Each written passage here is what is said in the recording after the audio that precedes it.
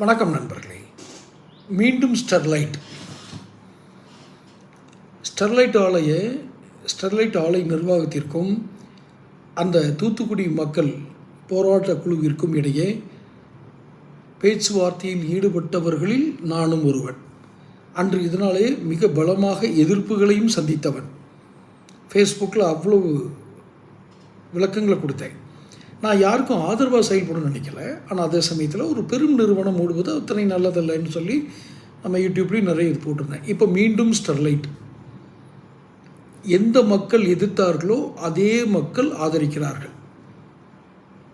எதுக்கு வரணும்னு அங்கே இருக்கிற ஒப்பந்ததாரர்கள் சங்கம், கான்ட்ராக்டர்ஸ் யூனியன், இவர்கள் திரும்பவும் ஸ்டெர்லைட் வரணுன்றாங்க. அப்புறம் தூத்துக்குடி மக்கள் வாழ்வாதார இயக்கம், இந்த மாதிரி ஏதோ ஒன்று, மக்கள் நலச்சங்கம் இல்லை வாழ்வாதாரம் சம்மந்தமான மக்கள் நலம் அப்படிங்கிறதுல ஒரு இயக்கம், அவங்களும் இன்றைக்கி போராடுறாங்க தூத்துக்குடியில் ஸ்டெர்லைட் மீண்டும் வரணும் அப்படின்னு.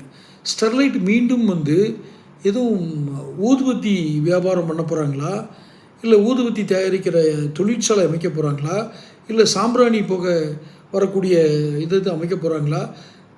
ஏன் இந்த கேள்வி கேட்குறேன்னா, ஏற்கனவே அவங்க தொழிற்சாலையிலேருந்து வெளியேற கழிவு நீர்னால் சுற்றி இருக்க கிராமம் பூரா நிலத்தடி நீர் போச்சு, மக்களுக்கு ஹார்ட்டு போச்சு, வயிறு போச்சு, காது போச்சு, எல்லாம் போச்சுன்னாங்க.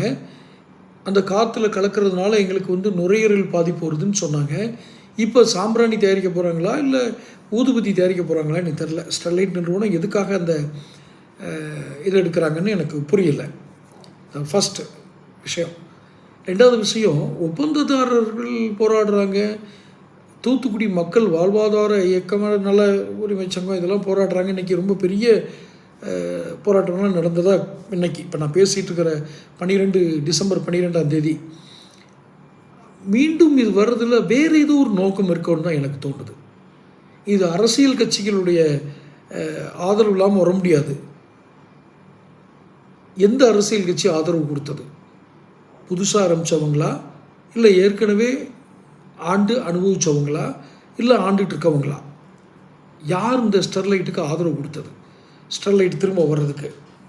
ஏன்னா பெருவாரியான மக்களின் எதிர்ப்பின் காரணமாக இந்த ஆலை மூடப்படுகிறது அப்படின்னு தான் சட்டசபையில் தீர்மானம் நிறைவேற்றி அந்த ஆலை மூடினாங்க.